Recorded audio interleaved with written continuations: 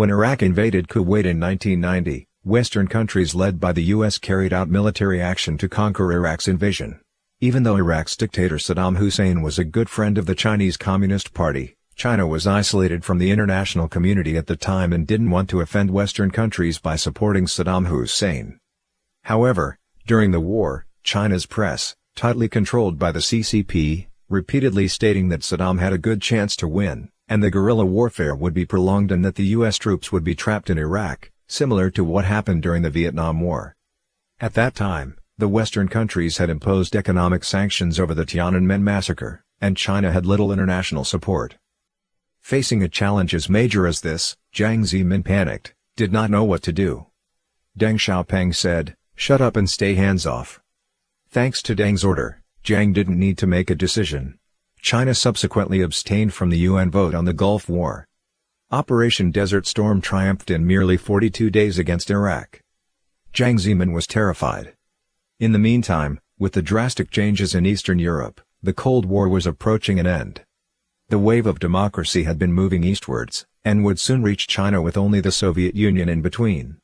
In the face of heavy pressure to democratize, the Red Empire led by Gorbachev, looked prone to collapse at any moment.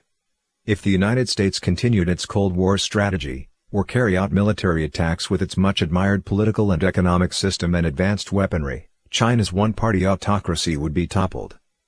The victory of U.S. forces with minimum casualties taught Deng Xiaoping a lot, and shocked the highest echelon of the CCP, who realized the urgency for China to arm its military with high-tech weapons. Jiang, who had no military experience, was at a loss. As the chairman of the Military Commission, he had to do something, and he turned to his old boss, the Soviet Union, for help.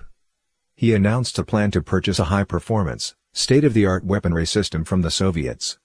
Although China spent a huge sum of money to acquire them, all of the acquisitions proved to be obsolete weapons discharged by the Soviet Union, or weapons that performed poorly that the Soviet was clearing out. The warplanes received from the Soviet failed frequently. The Soviet aircraft carrier Kiev was purchased for 7 billion yuan. However, it was found out later that it was just an empty shell, for the Soviets had stripped it off all of the high-tech equipments.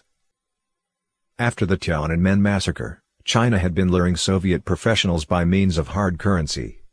Approximately 1,500 Soviet scientists and technicians started working as consultants for China's military in the 1990s.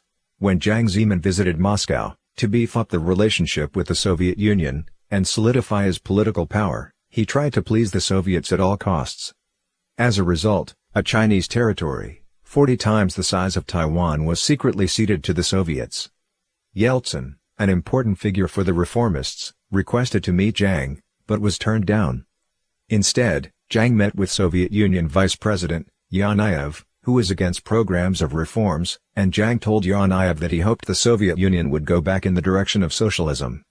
A few months later, at the end of 1991, the Soviet Union, despite all appearances being strong, collapsed in a matter of days.